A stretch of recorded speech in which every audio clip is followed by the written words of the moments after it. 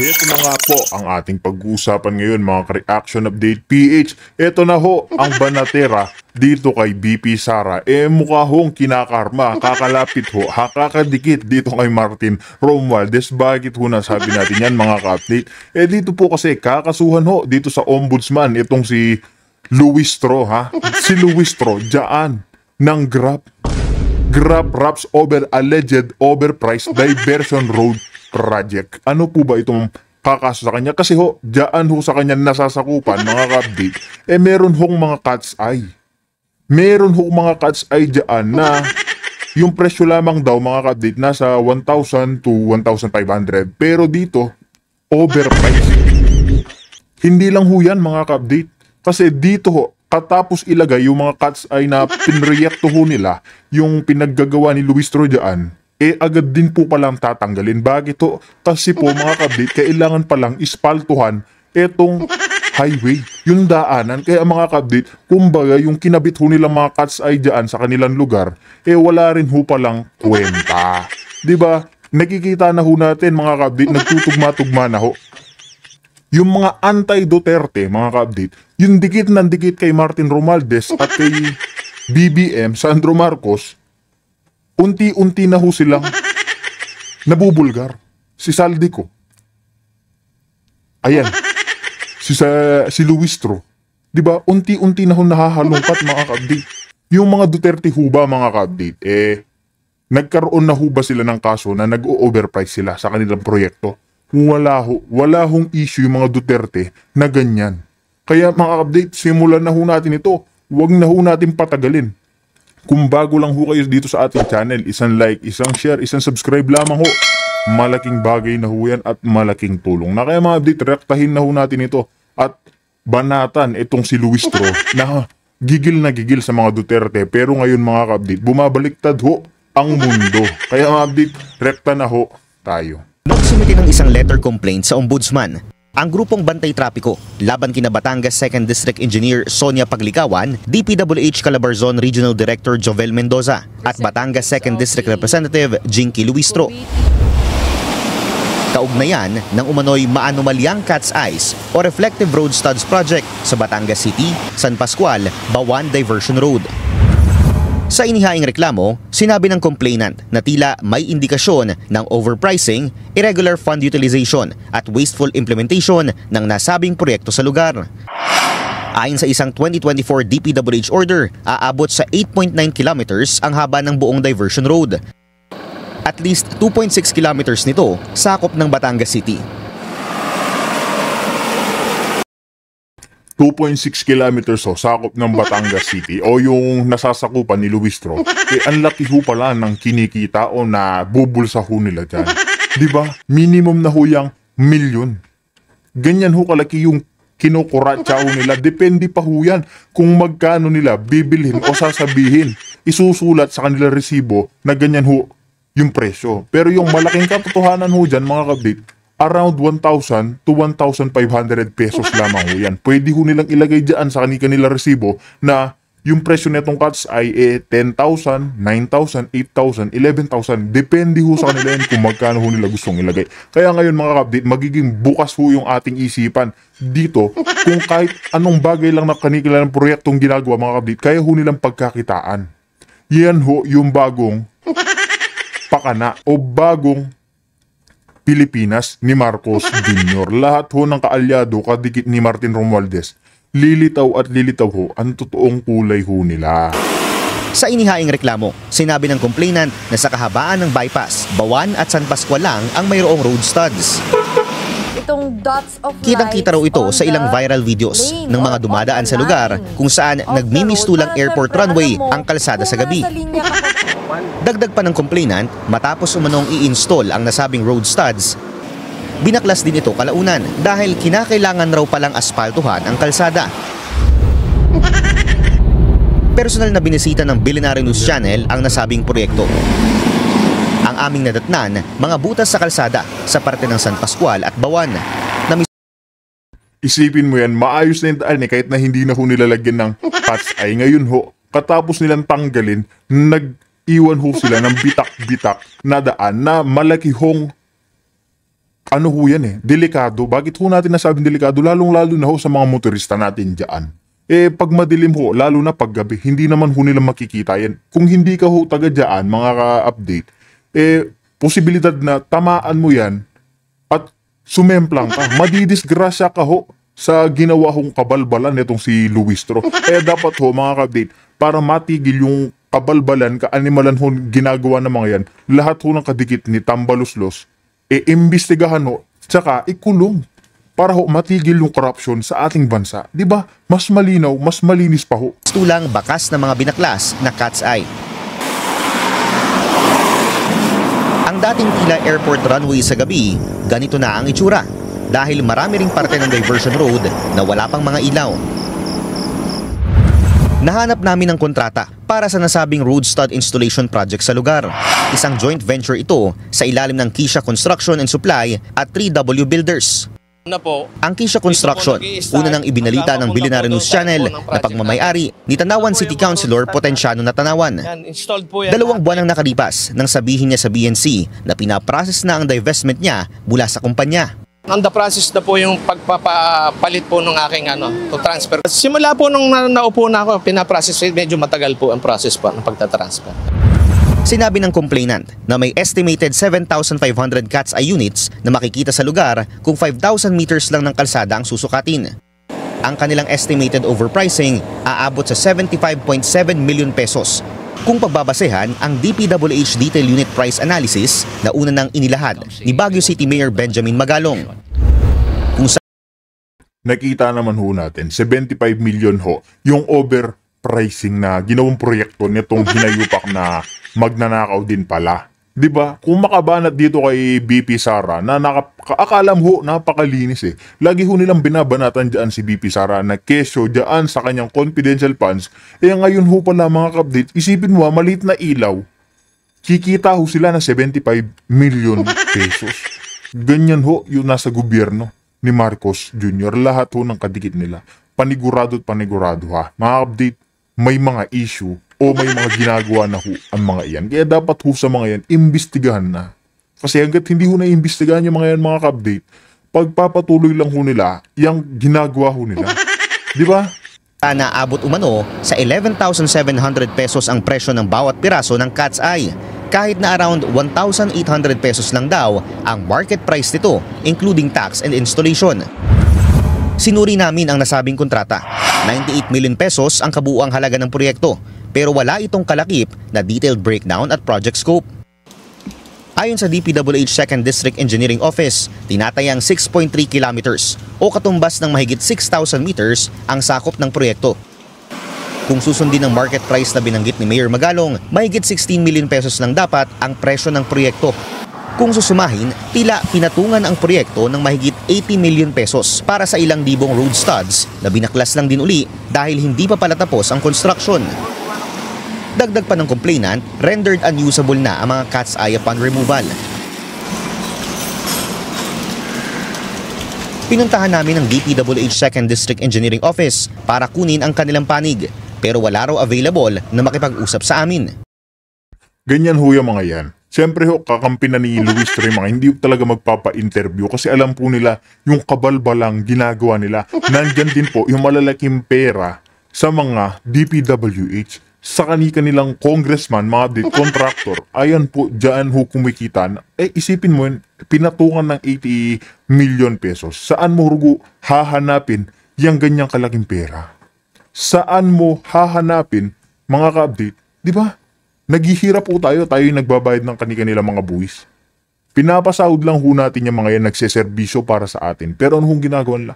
Kinukurakot lang ho yung mga kaban ng bayan, yung mga pera ng ibinubuwis ho natin. Kaya mga update, isisingit na rin ho natin itong si Anjo Iliana pa rin at si Auntie Claire Castro na bumanat naman dito kay Anjo na bakit, sino ka ba? Sabi ho ni Auntie Claire Castro. Ito mga update, sisingit na rin ho natin ito para wala na ho tayong mahabang pinag-uusapan pa.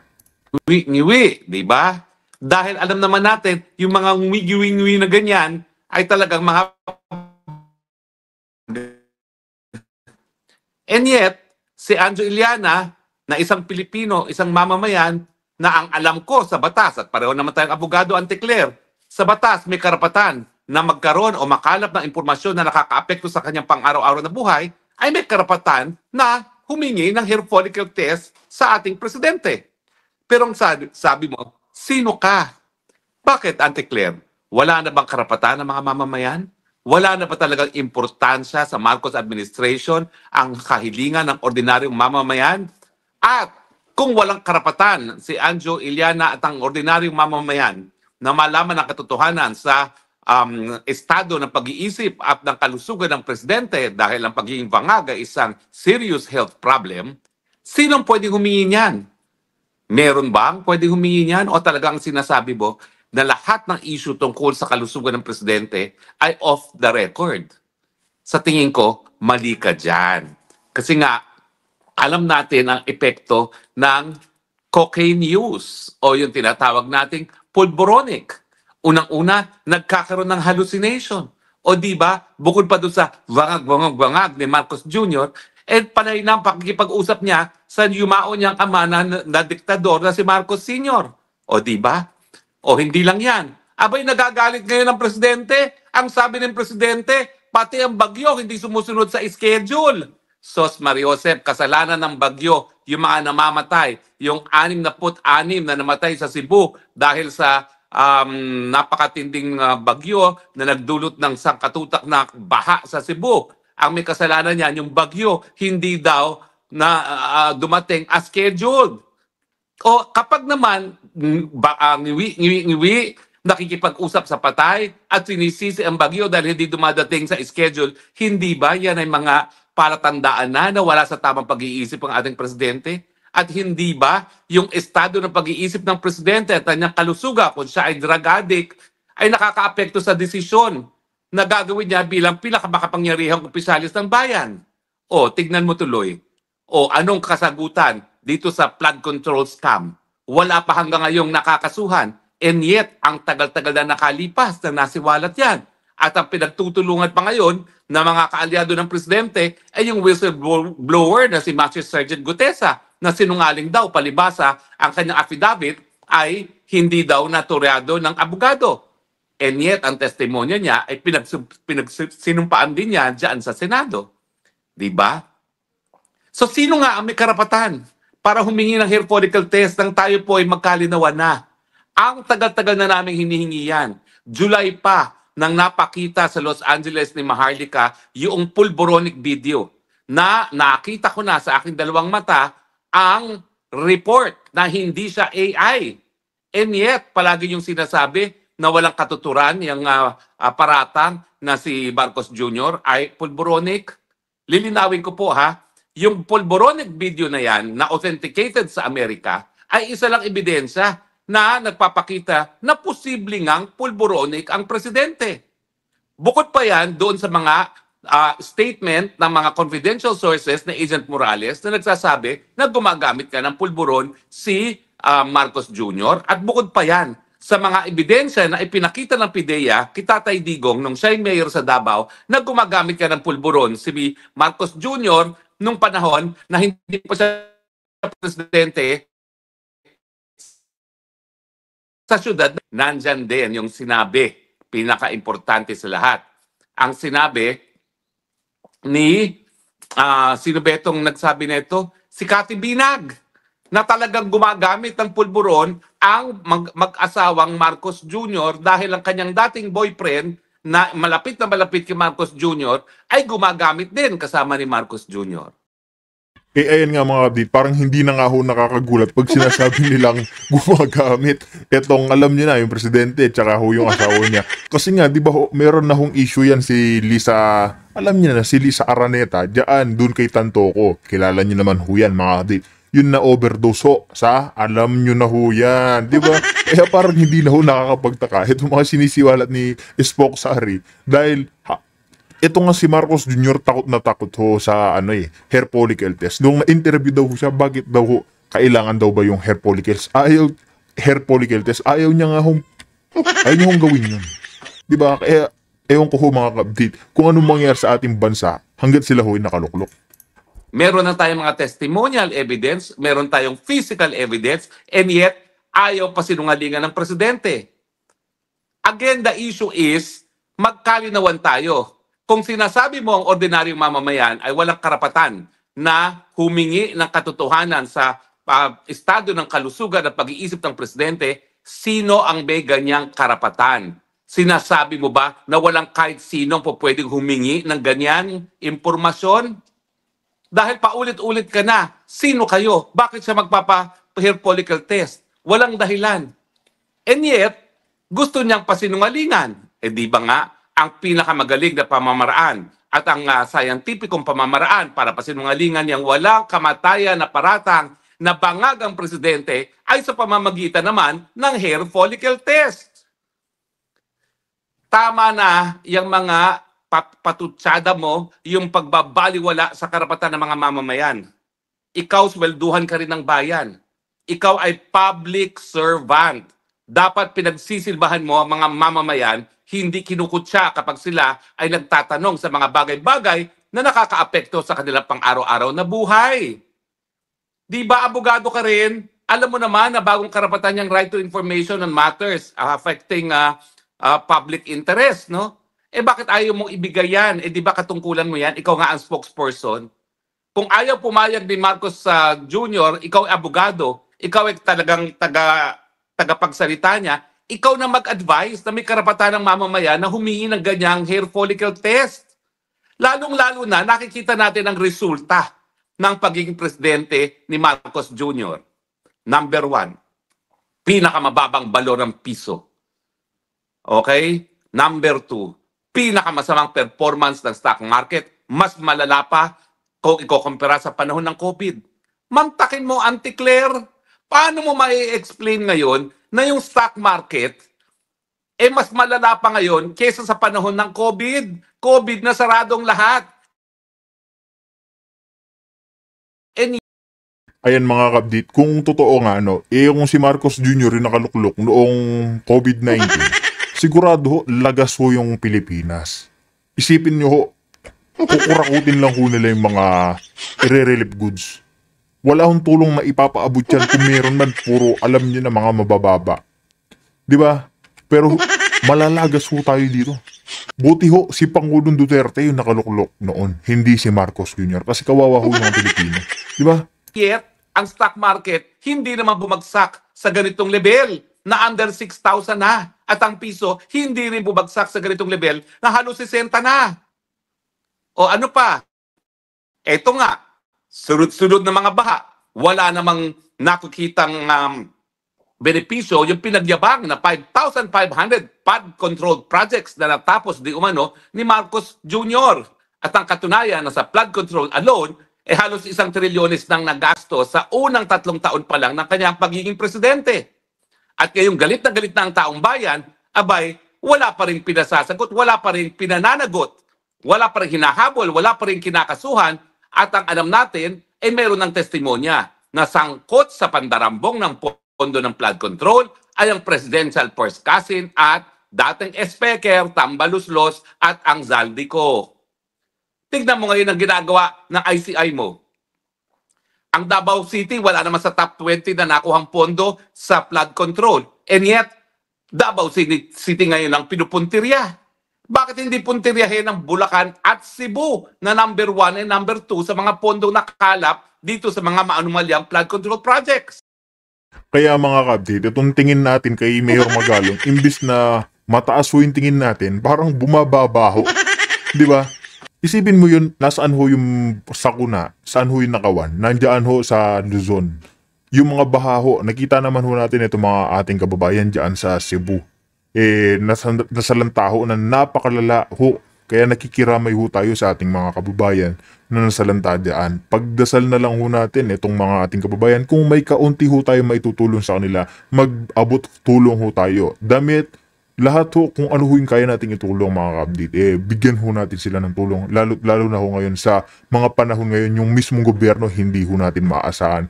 Tayo mga kapwa, mamamayang Pilipino na lang ho ang kailangan magtulungan. Pero ang gagawin ho natin mga kabdit, huwag natin iaabot sa mismong gobyerno.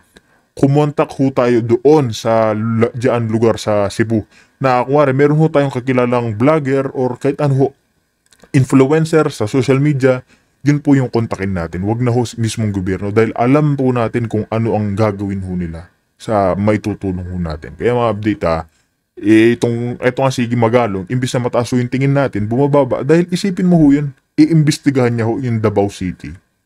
Nagpapatawa ho ba si Magalong at uunahin niya yung Davao kesa dito sa mga may issue. Diyan sa Bulacan, sa Manila, lahat ho laganap Pero naisipan niya hong banatan itong Davao City. Kaya makikita ho natin na may pagkabayas pala talaga itong si Magalong. Ay nako, Auntie Claire, kung sasabihin mo na walang karapatan ang gaya ni Anjo Iliana na tanungin kung totoo ba na bangag ang presidente mo, sino may karapatan? At para bagang wala ng karapatan ng kahit sino na masiguro na ang ating presidente ay merong sapat na kakayahang mamuno. Ano pa ba gusto mong mangyari? Tuluyan ang bumagsak ng ekonomiya ng Pilipinas. Successful na kayo. Kasi yan na nga ang pinakamatindi, pinakabagsak na level ng stock market at pinakabagsak na balor ng ating piso. Susunod na dyan, ang wala na namang tigil na pagtaas sa presyo ng bilihin dahil habang bumababa ang balor ng piso, siyempre tataas ang presyo ng lahat ng bilihin, lalong-lalo na yung mga bagay-bagay na inaangkat natin at halos lahat naman inaangkat natin. Pangunahin na ang gasolina at langis. Di ba? So hindi ba panahon na magkalinawan tayo kung talagang kaya pa ni Presidente Marcos Jr. ang kanyang gawain? Dahil kung hindi, yan naman ang dahilan kung bakit pinili niya mismo si Inday Sara Duterte bilang maging vice-presidente niya para kapag hindi na niya kayang mamuno, ibibigay niya kay Vice-Presidente Sara Duterte. Alam ko na tahimik si VP Sara. Alam ko hindi niya sinasabing mag-resign ka Marcos Jr. Bakit? Kasi napakatindi ng delikadesa ng babae. Alam niyang siyang makikinabang kaya hindi niya hinihingi ang pagre-resign ni Marcos Jr. Pero ang katunayan niyan, hindi ibig sabihin na hindi hinihingi, walang dahilan para siya magpahinga na. Mamimiss ka namin, Auntie Claire, kung magpapahinga na si Marcos Jr. Kasi inaaliw mo naman kami at ikaw talaga ang dahilan, pangunahing dahilan kung bakit lalong nabubuisit ang mga Pilipino sa iyong amo na si Marcos Jr. That we will miss. Pero lahat naman tayo Pilipino. Ano pa bang gusto niyo mangyari bago kayo bumitiw sa pwesto? O, kung talaga namang walang dahilan para matakot kayo sa resulta ng hair follicle test, bakit hindi pa gawin? Uulitin ko, pasabi ka ng sabi na wala kayong mga karapatan, wala kayong mga K para humingi ng hair follicle test galing kay Presidente. Sino may ganyang karapatan? Ano ba? Pamilya niya? Pamilya niya, alam na nilang kasagutan yan Sabi nga ni Cathy Binag, it's a conjugal event, yung paggagamit ng pulboronic sa kanilang tahanan. Diba? Nako, alam mo, kapag hindi kayo nagkusa, naunahin ang interes ng bayan at bumitiw na sa pwesto, magkakatotoo talaga yung sinabi ni Tatay Digong nung inera ng 2024 nung linunsad ang hakbang na maisog. Susunod talaga ang Marcos Jr. sa hakbang ng kanyang ama na sinuka ng bayan at itong buwan ng Nobyembre, magkakaalaman na. Ayan mga ka-update, malaking katotohanan ho yan. Ngayon lang ho din gagawin netong Iglesia ni Cristo, yung isipin ho ninyo yung 3 malawakang rally dyan sa Manila. 3 araw ho nilang gagawin yan dahil po sa matinding korupsyon ng ating bansa. Ayaw ho nila yung namumuno ngayon. Yan po ang katotohanan dyan. Mismong mga iglesia na ho nagtutulong-tulong para ho mapababa sa pwesto, makulong sa kulungan, yun dapat makulong. Isipin ho yan, pati yung ating mga kapatid na INC nagsasama-sama na, nagkakaisa na para lamang matigil yung korupsyon. Tapos wala pong naririnig itong gobyerno ni Marcos. Itong si Auntie Claire, talak lang ho ng talang. Kahit na anong paninira, pagtatanggol niya dyan sa kanyang amo, wala ho, kahit na ho, kainin niya yung wet packs ni Marcos Jr., alam po ng taong bayan yung ginagawa nilang kabalbalan.